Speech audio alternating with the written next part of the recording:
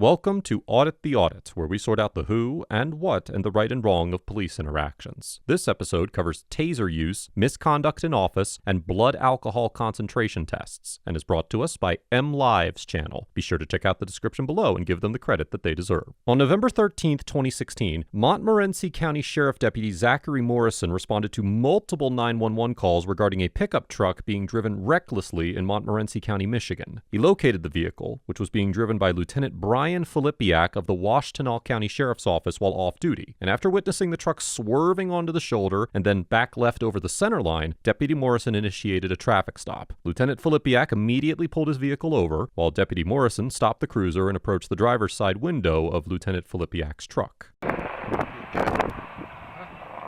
I see your license, registration, proof of insurance?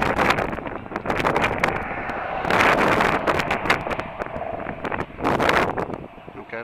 You got your ID, department ID, and your driver's license.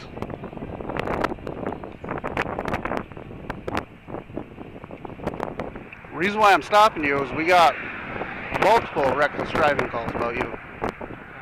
Okay. And then when I'm following you, you're hitting the shoulder of the road. You been drinking? I have a couple drinks. How many? Just a couple. Okay. Where are you reaching in the back for? Huh? I seen you reaching in the back. You have an open container back there? I did, yeah. Okay. You been drinking on the way here? Just going. Do you have a firearm on you? Okay. Okay. Do you got your pistol? Are you a corrections officer or just deputy? Lieutenant? Okay. Alright, just attach it right back to you. Brian, I'm going to have you step out of the car when I'll do field sobriety test for you. Okay? I'm going to ask you to step out of the vehicle. What would you like me to do? Just let me go. I can't. I've got multiple 911 calls about a reckless driver, plate and all matches, almost hitting vehicles. I get behind you. You hit the shoulder of the road twice. Alright, just let me stay here then, okay? You can't. I'm going to ask you nicely to step out of this vehicle. Brian, my hands are tied. If I let you go, I'm going to lose my career over you. I don't want to yank you out of this vehicle. No, just let me go. I can't. We're done with that. Step out of this vehicle right now. Just let me go. Be a good guy. I am being a good guy. Brian, out of this vehicle. I'm asking you nicely, okay? No, just let me go. Brian. I will go sleep in the bushes. You know, the next thing, I'm going to go hands-on with you. No, and you're going to go to jail for R&O. You want that? No, I don't want that. Out of this vehicle right now. Do me a favor. I can't. Oh my God. I'm not losing my career over you. And I'm not losing my career either, so. I'm getting done with you. What's your name again? Deputy Morrison. Morrison? Zach Morrison. Just let me. I can't. Yes, you can. You think I want to do this? Arrest a fellow cop?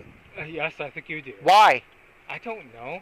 Just I know this career. I know what you go through every day. No, just let me go over. Why do you think I want to arrest a cop? We're not above the law. Throughout the course of the encounter, Lieutenant Filipiak repeatedly asked Deputy Morrison to just let him go so he can sleep it off on the side of the road. Had Deputy Morrison agreed to this proposition, he could have potentially been convicted of several criminal offenses under Michigan law. Under Section 750.478 of the Michigan Compiled Laws, it is a misdemeanor offense for a public officer or any person holding any public trust or employment to willfully neglect to perform their legal duties. And as the Michigan Court of Appeals explained in the 2015 case of People v. Channels, quote, "It is routinely recognized that a police officer has a duty to uphold and enforce the law." In the Channels decision, the court upheld a conviction under Section 750.478 against a police officer who failed to enforce various laws and ordinances that he observed being violated, and similarly upheld a conviction for misconduct in office, which is a common law offense that Section 750.505 of the Michigan Compiled Laws makes a felony. The Channels court explained that, quote, "At common law, misconduct in office was defined as corrupt behavior by an officer in the exercise of the duties of his office, and that, among other things, quote, an officer could be convicted of misconduct in office for failing to perform any act that the duties of the office require of the officer. Additionally, the court clarified that, quote, not only violations of statutory duties are indictable, but also discretionary acts performed with an improper or corrupt motive are subject to indictment. And that, quote, a corrupt intent can be shown where there is intentional or purposeful misbehavior or wrongful conduct pertaining to the requirements and duties of office by an officer. While it is unlikely that Deputy Morrison would actually be prosecuted for either of these offenses if he did not arrest Lieutenant Filipiak, it is at least arguable that doing so would violate these statutes. And, as Deputy Morrison pointed out, showing preferential treatment to an intoxicated police officer could also put his career at risk. I don't want to fight you. I'm not going to fight. You're resisting already. No, I'm not. I just want you to let me go. I can't. Out of this vehicle now.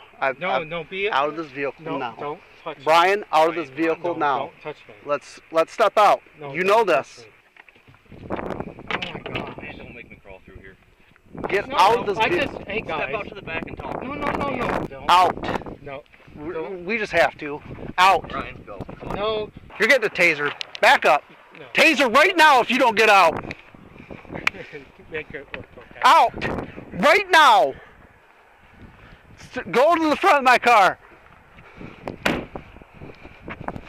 After Lieutenant Filipiak repeatedly refuses to exit the vehicle, Deputy Morrison pulls out his taser and threatens to tase him if he does not step out of the truck. The Supreme Court has not issued a decision regarding when an officer using a taser constitutes excessive force, but as we have discussed before on ATA, it established 3 factors that courts should review when determining whether force is constitutionally excessive in the 1989 case of Graham versus Connor. Quote, the severity of the crime at issue, whether the suspect poses an immediate threat to the safety of the officers or others, and whether he is actively resisting arrest or attempting to evade arrest by flight. However, in applying these factors, lower courts have reached differing opinions as to when a taser may be constitutionally used to gain compliance from a suspect. In the 2016 case of Armstrong versus Village of Pinehurst, the Fourth Circuit determined that officers used excessive force when using a taser on a mentally ill individual who was engaged in, quote, stationary and nonviolent resistance to being handcuffed, and that, quote, tasers are proportional force only when deployed in response to a situation in which a reasonable officer would perceive some immediate danger that could be mitigated by using the taser. In reaching this conclusion, the court reviewed decisions from other circuits where similar uses of a taser were found to be excessive. For instance, in the 2011 case of Matos versus Agarano, the Ninth Circuit concluded that a reasonable fact finder could conclude that officers used excessive force by tasing an individual who actively resisted arrest when she, quote, refused to get out of her car when instructed to do so, and stiffened her body and clutched her steering wheel to frustrate the officer's efforts to remove her from her car. The Armstrong decision also considered similar decisions from the 7th and 8th Circuits, as well as opposing cases from the 11th and 6th Circuits that, quote, distinguished permissible and impermissible tasing based on facts establishing bare non-compliance, rather than facts establishing a risk of danger. The 6th Circuit, which has jurisdiction over the state of Michigan, has upheld taser use as reasonable when an individual is, quote, actively resisting arrest by physically struggling with, threatening, or disobeying officers, as the court explained in the 2012 case of Cockrell versus City of Cincinnati. Therefore, because this incident occurred in the 6th Circuit, a court would likely conclude that Deputy Morrison would not have violated the Constitution if he tased Lieutenant Filipiak had he continued to refuse to exit the vehicle. On the other hand, if this situation had occurred in a circuit that views taser use as excessive if the subject does not pose an immediate danger to anyone, a court reviewing the case would probably reach the opposite conclusion.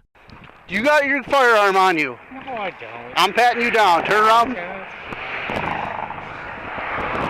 Are you going to do sobriety test? 2134 still with you? It's affirmative. Can I just pull off? No. Sorry. If you're not going to do field sobriety test, turn around, place your hands behind your back. You're under arrest. No, I'm not. You are under arrest. No, don't. You are under arrest. Don't resist. No. You're under arrest. No, Place your hands behind your back. No. Okay, you are placed under arrest for suspicion of operating while intoxicated. And I already told you I would go by the side of the road and sleep it off, so. Okay, we're done with that. Backseat of my car, please. No. You're already under arrest. Backseat of Dude. my patrol car. Dude, Brian, I'm not going to fight you. Can we talk? I've tried talking. You won't talk to me. You want to sit in the side of the road. You got him? So, what do we got to talk about? Well, not much talking about. You know what happens. We're going to take you to the jail and ask for a data master. And if you refuse that, we're going to get a search warrant for your blood. Take you to the hospital and get blood. Deputy Morrison informs Lieutenant Filipiak that he will be taken to jail and asked for a data master, which is the name of a type of breathalyzer device, and that if he refuses the breath test, he'll get a warrant to take him to the hospital and take his blood. While DUI laws differ between states, there are two primary types of breathalyzer tests that officers use when dealing with potentially intoxicated drivers: a roadside preliminary breath test, or PBT, and a more accurate chemical breath test that's administered at the police station, which in Michigan is the data master breath test. Under Section 257.625A of the Michigan compiled laws, an officer can require that an individual take a PBT if they have reasonable suspicion to believe that they were driving while intoxicated, and the results of the PBT can then be used as the probable cause necessary to arrest the driver. If an individual refuses to take a PBT, they're responsible for a civil infraction, but there will be no criminal charges or points on their driver's license. Once an officer has probable cause to arrest an individual for driving under the influence, either through PBT results or observed evidence of intoxication, they'll be taken to the police station, where they'll be asked to submit to a chemical test of their blood, urine, or breath. While PBTs can be refused without driver's license implications, refusing a post-arrest chemical test will result in driver's license suspension and the addition of 6 points to the driver's record. This distinction exists because Section 257.625C of the compiled statutes, which is known as Michigan's law of implied consent, declares that an individual who operates a vehicle on a public highway in the state is considered to have given consent to chemical tests of their blood, breath, or urine if the person is arrested for a DUI offense. If an individual refuses to submit to a post-arrest chemical test, Section 257.625A requires the officer to obtain a court order, also known as a blood test search warrant, in order to give the test. Notably, in the 2016 case of Birchfield versus North Dakota, the Supreme Court held that while the Fourth Amendment permits warrantless breath tests incident to DUI arrests because the impact of breath tests on privacy is slight, while the need for BAC testing is great, blood tests cannot be administered without consent or a warrant because they are significantly more intrusive. Based on the statutes and precedent, Deputy Morrison would be well within his authority to request that Lieutenant Filipiak take a post-arrest data master breath test at the station, and if he refused, Deputy Morrison could likely obtain a search warrant to have his blood drawn against his will. All right, so let's make a deal, okay? What kind of deal do you want to make? A cop to a cop? That's what the deal's about. A cop to a cop? Why are you putting me in that situation? Why are you putting me in that situation? I didn't drink. Okay, No, step let's talk step about back. it. No, I'm not going to fight, but... Have a seat. No, let's talk about it. Have a seat. Any other person's going to get an R&O charge. You know this. I know... No. Have a seat. No. Hey, watch your head. I'm who you guys are. Do you guys realize that? Yes. Okay, then stop. We're done. Stay right here. No. Yes. Just let... Brian, don't. Stop.